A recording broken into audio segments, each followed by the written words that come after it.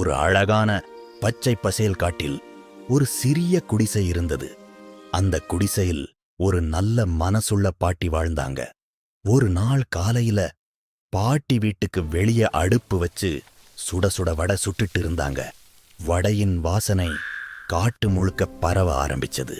அதே நேரம் ஒரு மரத்தின் மேலே ஒரு காக்கா உட்கார்ந்து இருந்துச்சு. அந்த வாசனை வந்தவுடனே காக்கா சொன்னது, அடடா, என்ன நல்ல வாசனை, அந்த வடைய நான் சாப்பிடணும். அந்த நேரம் பாட்டி ஒரு நிமிஷம் வேற பக்கம் திரும்பினாங்க. அதுக்குள்ள காக்கா சீக்கிரமா பறந்து போய் ஒரு வடையை எடுத்துக்கிட்டு மரத்தின் மேலே போய் உட்கார்ந்தது. அதை அங்கேயே இருந்த ஒரு நரி பார்த்தது.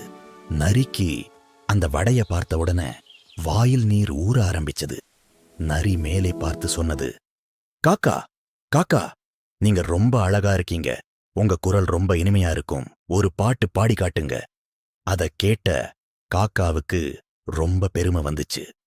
என் குரல் நல்லா இருக்குன்னு சொல்றாங்க அங்க நினைச்சு அது கத்த ஆரம்பிச்சு.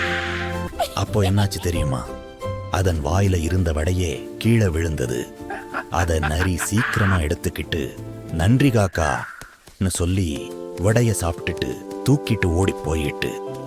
அப்போதான் காக்காவுக்கு புரிஞ்சது, பொய்யான புகழ்ச்சியை நம்பக்கூடாது, புகழ்ந்து பேசினா எல்லாம் நம்பக்கூடாது.